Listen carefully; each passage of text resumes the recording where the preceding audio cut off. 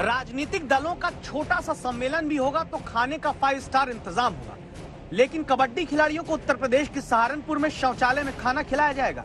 नेताजी को चाय भी दौरे पर ठंडी दे दी तो कर्मचारी नप जाएगा, लेकिन खिलाड़ी बेटियों के लिए शौचालय में पूरी खाने के लिए रखवाएंगे। सत्ताधारी नेता और कुर्सीधारी अधिकारियों के दौरे से पहले सड़क से लेकर स्वाद तक का प्रोटोकॉल बन जाएगा, लेकिन कबड्डी खेलने वाले खिलाड़ियों को सम्मान से खाना खिलाना याद नहीं आएगा।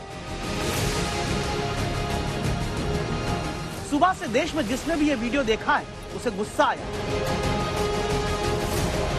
उसे लगा है कि ये मुद्दा सिर्फ खाना अपमानजनक तरीके से खिलाने का नहीं है, ये मामला है सरकारी व्यवस्था को चलाने वालों की दयनीय सोच का। प्रशासन कार्रवाई अधिकारी के खिलाफ कर भी लेगा, लेकिन शौचालय जैसी सोच रखने वालों का सिस्टम क्या करेगा?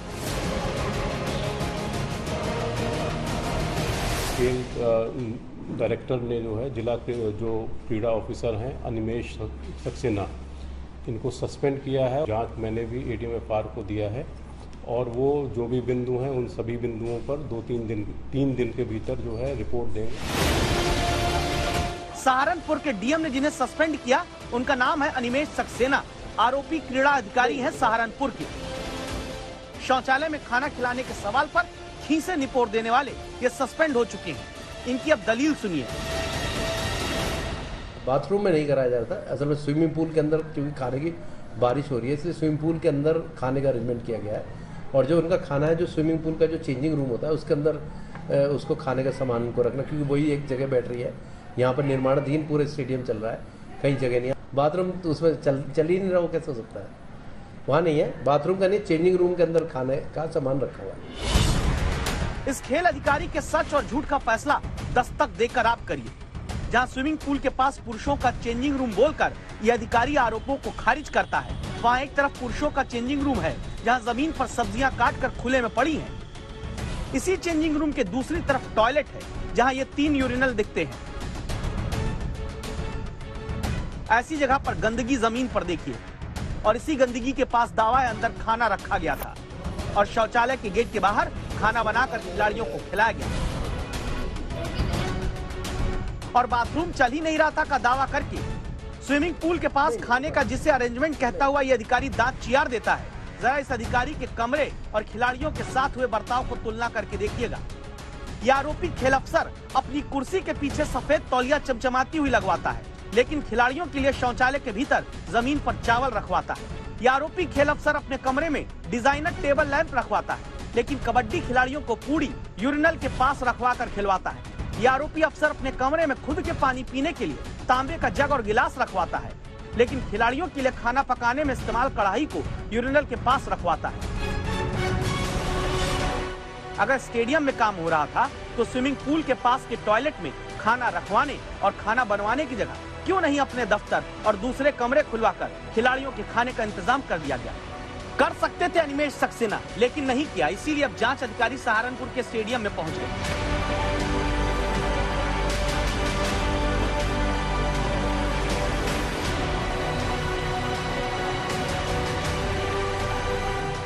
ये ईंट जो आप देख रहे हैं ये बताती कि यहाँ पर खाना खिलाड़ियों के लिए पका है, खुले में खाना पकाया गया।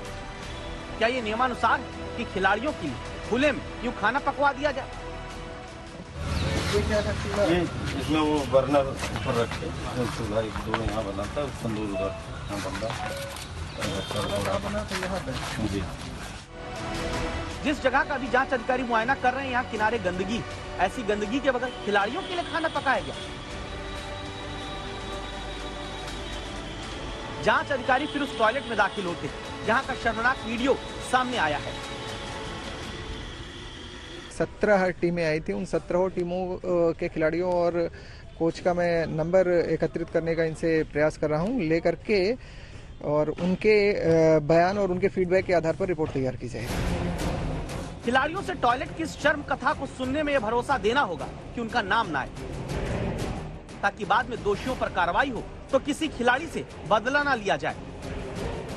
ये मुद्दा देश में मंगलवार को दिन भर चर्चा में रहा है, सियासत भी हुई है। लखनऊ से दिल्ली तक मंत्रियों का भरोसा कार्रवाई करने का आया है।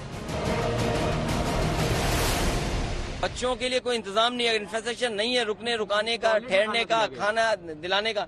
बताओ आज के समय पर कौन टॉयलेट में खाना खाएगा?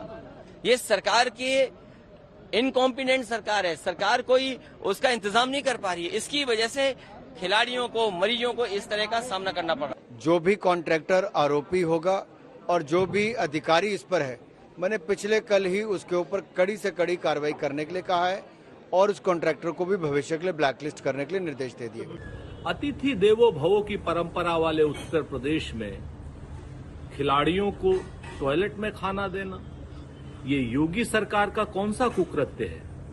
शासन और प्रशासन खिलाड़ियों को क्या समझ रहा है? क्या उत्तर प्रदेश सरकार का इकबाल इतना खत्म हो गया है कि यहाँ पर खिलाड़ियों का इस तरीके से तिरस्कार किया जाएगा जैसे सहारनपुर में किया जा रहा है? अपर मुख्य सचिव को इस बात का निर्देश दिया गया था कि जल्द ही उसकी जांच करा के और उसमें जो संबंधित लोग हैं उनके विरुद्ध भी कार्रवाई की जाए। तो निश्चित रूप से वो कार्रवाई प्रक्रिया में चल रही है। जांच रिपोर्ट आने के बाद और भी जो लोग दोषी हों उनके खिलाफ कार्रवाई करेंगे।